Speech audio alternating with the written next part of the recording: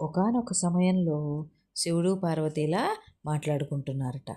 ఆ మాటల్లో శివుడు పార్వతితో, "పార్వతీ, భోజనం లేకుండా ఎవరమైనా బతికేయగలము. అన్నం అనేది అసలు అక్కర్లేదు పార్వతీ. నాకు గాని ఎవ్వరికీ కూడా అవసరం లేదు.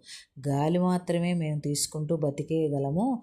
మనిషి జీవించడానికి అన్నం ఏమాత్రం సహాయపడదు" అని అన్నారట. అప్పుడు పార్వతీదేవి శివయ్యకి ఎలైనా సరే అన్నం యొక్క విలువ తెలియజేయాలని చెప్పి భూలోకంలో, పాతాళ లోకంలో, పైన స్వర్గంలో ఎక్కడా కూడా ధాన్యపు గింజ కూడా లేకుండా అమ్మవారు మాయం చేసేసిందిట.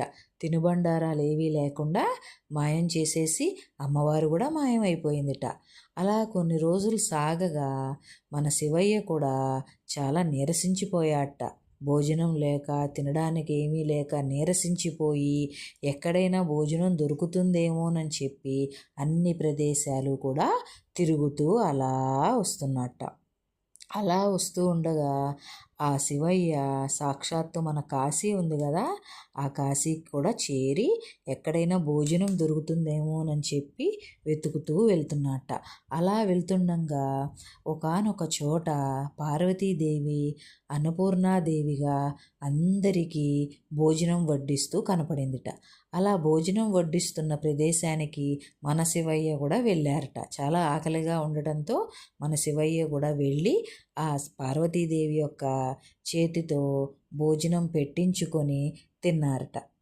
సో ఎవరూ కూడా అన్నాన్ని హీనంగా చూడకూడదనమాట. అలా మన పార్వతీదేవి అన్నపూర్ణాదేవిగా అవతారం ఎత్తి శివయ్యకు భోజనం యొక్క విలువ అంటే ధాన్యపు గింజ అన్నం యొక్క విలువ అలా తెలియజేసిందనమాట. అలా మనకి నవరాత్రుల్లో వచ్చేటటువంటి అలంకారాల్లో ఒకటి అన్నపూర్ణాదేవి అవతారం అన్నమాట. అన్నం పరబ్రహ్మ స్వరూపం అన్నమాట. అన్ని దానాలలో ఎక్కువ విలువైనది ఏమిటంటే అన్నదానం అన్నమాట. మనం ఏ దానం చేసినా మర్చిపోతారు. బంగారానికి హద్దు ఉందా? డబ్బుకు హద్దు ఉందా? మనం వేసుకునే బట్టలకి హద్దు ఉందా? దేనికి లేదు. కానీ ఒక మనిషికి భోజనం పెడితే చాలు, కడుపు నిండింది అని అంటారు.